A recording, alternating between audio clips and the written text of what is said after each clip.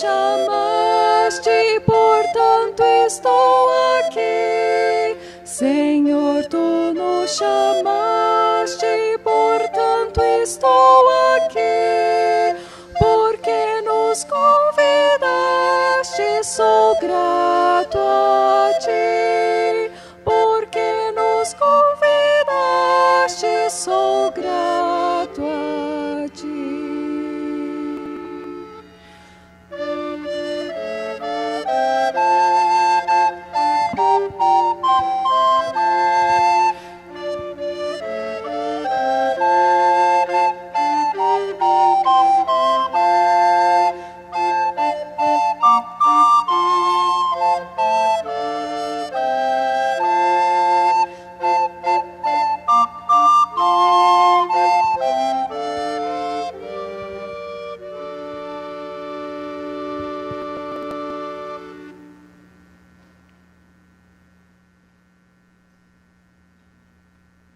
Que a graça e a paz do nosso Senhor Jesus Cristo, o amor de Deus e a comunhão do Espírito Santo esteja com todos vós.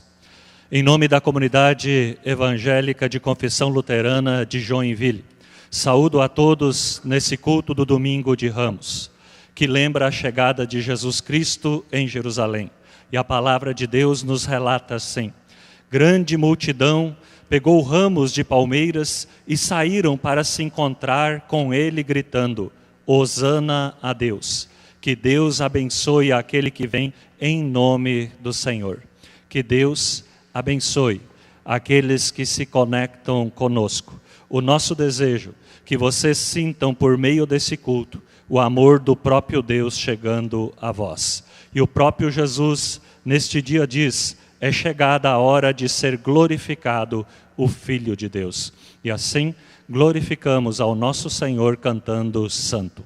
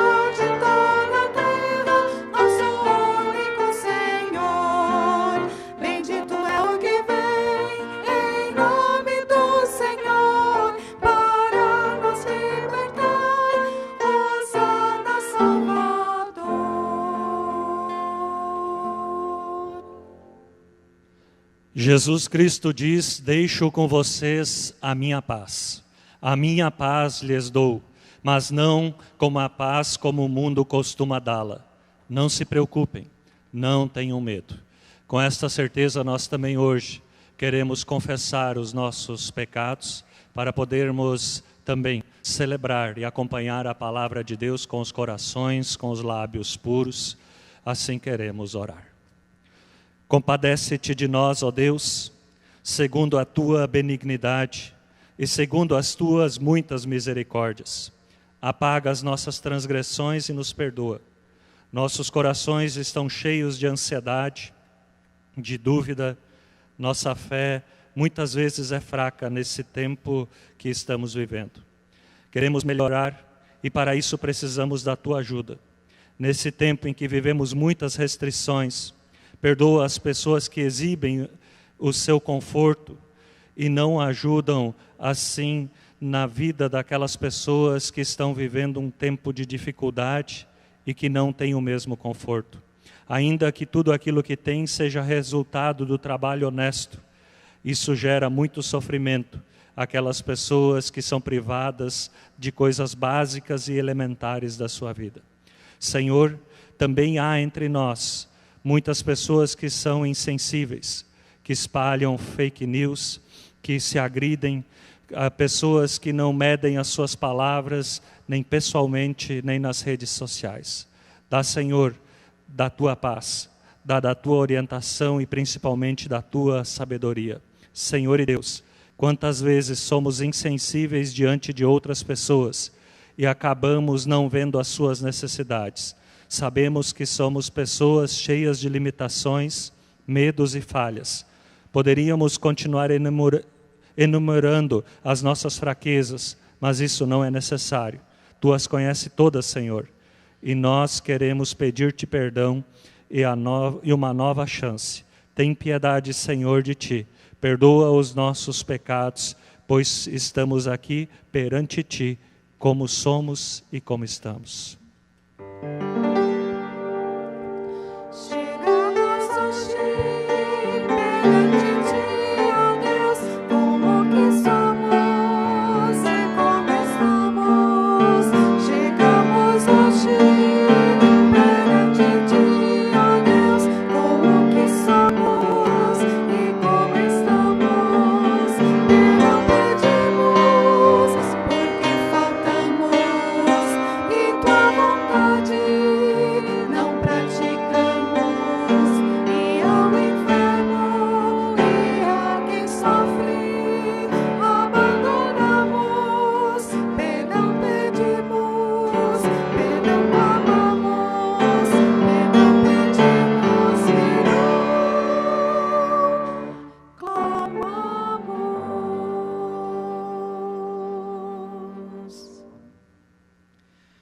Ao confessarmos os nossos pecados, nós temos uma promessa de Deus, uma promessa de graça e de perdão.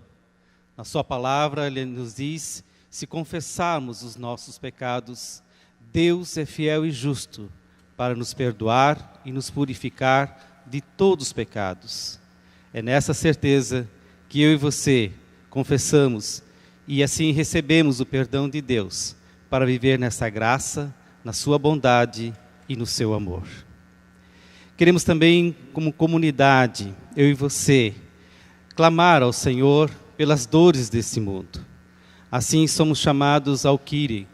O Kyrie é uma oração comunitária que levanta o clamor diante de Deus, diante de tantas situações de dores, sofrimento e de exclusão. Por isso queremos chegar diante de Deus e clamar. Clamamos, Senhor, pelas pessoas que sofrem devido à opressão, à violência e às guerras. Clamamos para que haja paz entre as pessoas, que o discurso do ódio não tenha poder em nosso coração, mas o desejo da reconciliação e perdão. Clamamos pela natureza, que geme e anseia pela redenção, para que sejamos cuidadores dela e não destruidores, movidos pela nossa ganância e ambição. Senhor, socorre-nos. Kyrie eleison.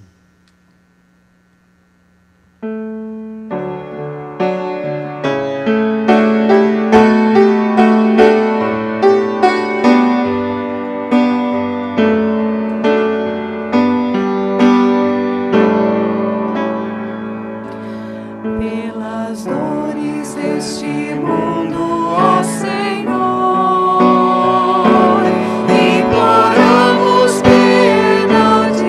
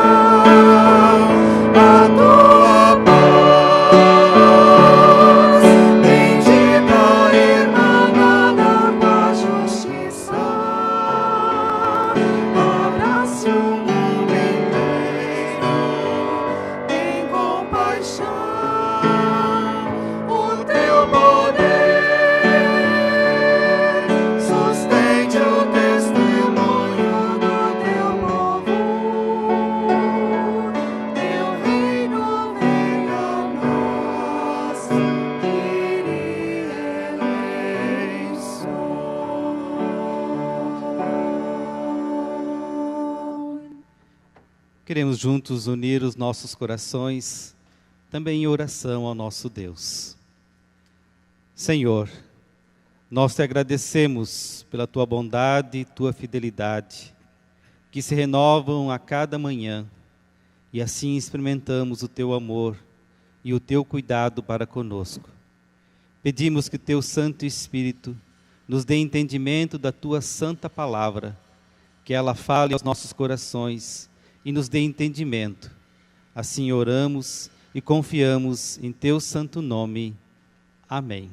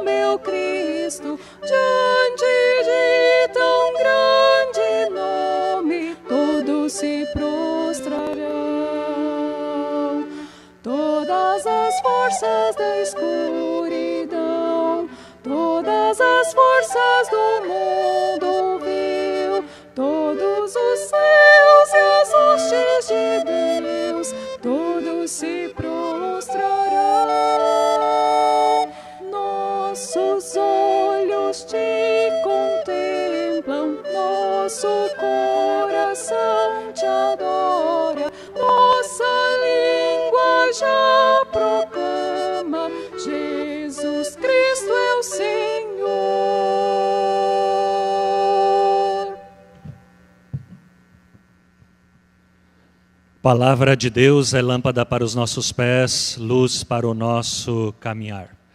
Palavra de Deus não é um livro de histórias, mas na verdade é um livro que transforma histórias. E principalmente, pois nós hoje também queremos ouvir a leitura do hino cristológico, onde de novo mostra para nós aquilo que é esperado de nós, pessoas cristãs. Assim, a primeira leitura do apóstolo Paulo, carta aos Filipenses, capítulo 2, os versículos 5 a 11.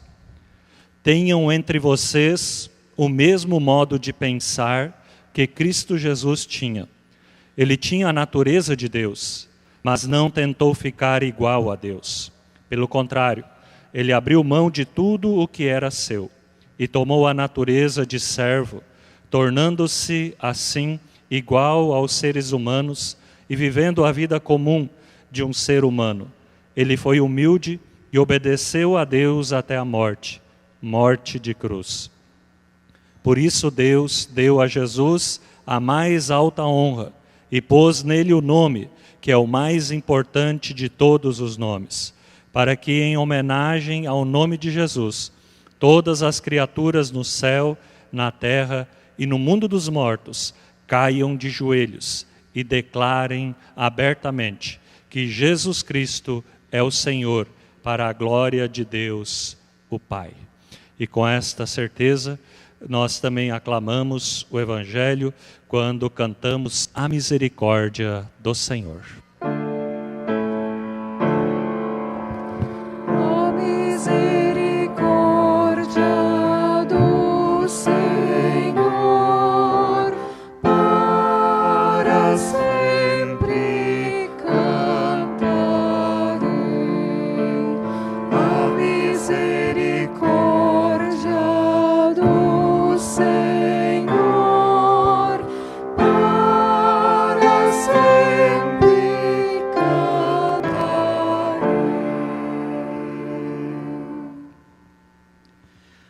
Ouçamos a palavra de Deus que está no Evangelho de Mateus, capítulo 21, os versos 1 a 11. Esse texto nos narra a entrada de Jesus em Jerusalém. Hoje, domingo de Ramos, iniciamos a Semana Santa e nós queremos ouvir esse Evangelho que nos fala desta entrada de Jesus, também que está a caminho da cruz. Ouçamos. Quando Jesus e os discípulos estavam chegando a Jerusalém, pararam no povoado de Betfagé, que fica perto do Monte das Oliveiras. Dali Jesus enviou 2 discípulos na frente, com a seguinte ordem: vão até o povoado que fica ali adiante, e logo que vocês entrarem lá, encontrarão uma jumenta presa e um jumentinho com ela. Desamarrem os 2 e os tragam aqui. Se alguém falar alguma coisa, digam que o mestre precisa deles. Assim deixarão vocês trazerem logo os animais. Isso aconteceu para se cumprir o que o profeta tinha dito. Digam ao povo de Jerusalém: agora o seu rei está chegando. Ele é humilde e está montado num jumento e num jumentinho, filho de jumenta. Então os discípulos foram e fizeram o que Jesus havia mandado. Levaram a jumenta e o jumentinho, jogaram as suas capas sobre eles e Jesus montou. Da grande multidão que ia com eles, alguns estendiam as suas capas no chão, e outros espalhavam no chão ramos que tinham cortado das árvores. Tanto os que iam na frente, como os que vinham atrás começavam a gritar: Hosana ao filho de Davi, que Deus abençoe aquele que vem em nome do Senhor, Hosana a Deus nas alturas dos céus. Quando Jesus entrou em Jerusalém, toda a cidade ficou agitada, e o povo perguntava: quem é ele? A multidão respondia: este é o profeta Jesus de Nazaré da Galileia. Que Deus nos abençoe com esta palavra. Cantemos o próximo hino.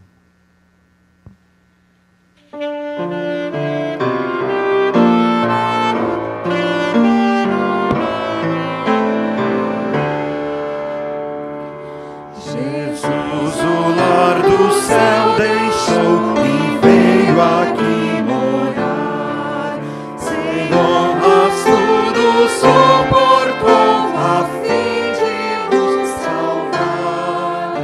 Assim devemos nós também, em graça, amor e paz, e como Cristo aqui crescer, fazendo o que lhe apraz. Jerusalém entrou Jesus o Salvador, um canto triunfal soou ao grande Rei do amor. Hosana, sim, cantemos nós, Hosana em terra e mar, pois se calarmos nossa voz, as pedras vão cantar.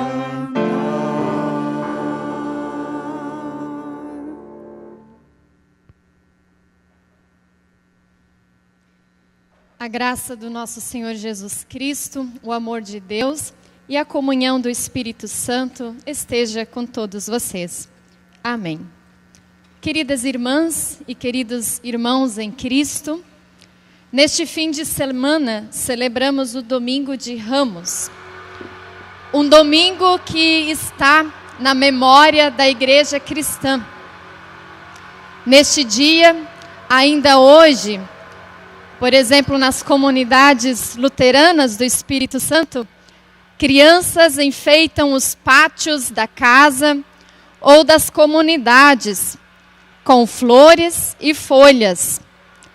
Tornamo-nos adultos e esquecemos-nos da importância dos símbolos litúrgicos na educação cristã de nossos filhos e netos.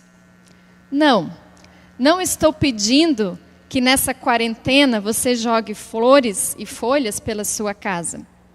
Apesar de que seria interessante e significativo colocar um ramo verde na porta ou janela de nossa casa como um testemunho de nossa fé. Quero te desafiar para que sejas criativo, que contes essa história de hoje. Jesus chega com seus discípulos a uma cidade chamada Betfagé, numa distância aproximada de 1 quilômetro de Jerusalém. A entrada de Jesus na cidade representa uma revelação do Cristo a Jerusalém, pois até aqui atuou nos seus arredores, na periferia, e agora se dirige ao centro do poder. Jesus envia os discípulos para buscarem uma jumenta e um jumentinho para sua entrada na cidade. Caso houvesse um questionamento, deveriam dizer: o Senhor precisa deles. O caminho por onde Jesus vai passar é enfeitado com capas e ramos de árvores. Não é um caminho silencioso. O povo grita de alegria: Hosana ao filho de Davi, que Deus abençoe aquele que vem em nome do Senhor. Hosana nas alturas do céu. São palavras do Salmo 118, conhecidas pelo povo no culto judaico em dias de festa. Há um outro público na história.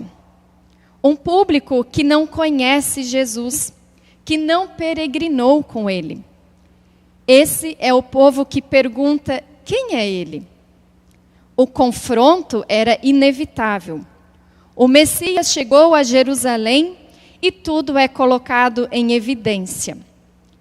Há quem queira seguir Jesus, mas tem medo. Há quem tem poder nas mãos, mas prefere deixar como está ou lavar as mãos. Há quem prefere se esconder atrás das letras da lei, mas não reconhecer Jesus como o Messias. Há quem irá confessá-lo em segredo, e há quem dará o seu testemunho, tirando-o da cruz e dando-lhe sua sepultura. O Evangelho de hoje traz uma infinidade de detalhes e riquezas. E ficamos a imaginar quais foram os sentimentos de Jesus diante da alegria contagiante, da abnegação, do testemunho da multidão. Ao mesmo tempo, deve ter sentido que outras pessoas não o queriam ali, como podemos ver no relato de Lucas, capítulo 19, versículo 39 seguinte, quando os fariseus pedem que Jesus cale a boca dos seus seguidores. Ao que Jesus responde: eu afirmo a vocês que se eles se calarem, as pedras gritarão. Parece que nada pode impedir de Jerusalém aclamar o seu rei, o seu Salvador. Não sabemos o que Jesus sentiu, porém o texto deixa claro que ele seguiu firme e consciente na sua mensagem. E sua mensagem não é apenas marcada pelo que ele diz, mas também pela sua atitude. Sua atitude é marcada pela humildade. Ele entra em Jerusalém montado num jumento, um animal que possui as características de obediência, humildade e serviço.